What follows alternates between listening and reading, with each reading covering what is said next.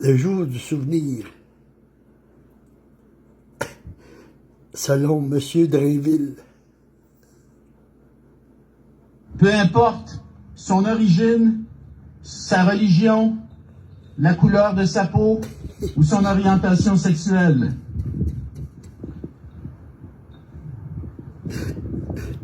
M. Drainville.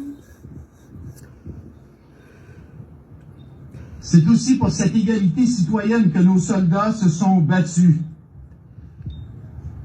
Je vous le rappelle, le nazisme avait pour objectif d'exterminer, dis-je, les Juifs, d'éliminer les personnes handicapées et les personnes homosexuelles. Si les nazis avaient gagné cette guerre, nous ne vivrions pas dans la même société. Merci à vous tous d'être présents en si grand nombre. Je me réjouis de voir des familles, je me réjouis de voir des enfants qui sont ici présents. Parce que nous sommes ici pour honorer notre devoir de mémoire, pour honorer notre promesse de ne jamais les oublier. Souvenons-nous de nos héros. Gardons vivant leurs noms dans nos régiments et dans nos familles. Gardons vivant aussi le nom de ceux qui ont accompli des exploits extraordinaires, comme Léo Major, dont le courage incarne parfaitement l'esprit de sacrifice et de dévouement de nos anciens combattants.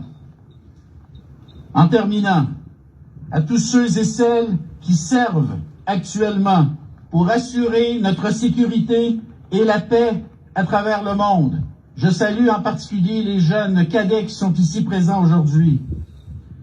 Votre rôle est aussi crucial aujourd'hui qu'il l'a été dans le passé. Vous avez tous et toutes notre appui et notre reconnaissance.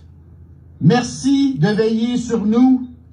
Merci de veiller sur notre sécurité. Merci de protéger notre démocratie. M. Drainville, il ne connaît pas son histoire. Hein? C'est les Britanniques qui ont causé la Première et Deuxième Guerre mondiale pour prendre le pouvoir du monde entier. Regardez où nous sommes rendus aujourd'hui avec les guerres. On tue des enfants impunément sans que personne parle. C'est grave. Mais c'est là que nous sommes rendus. Nous en sommes rendus là. On tue des enfants et personne parle.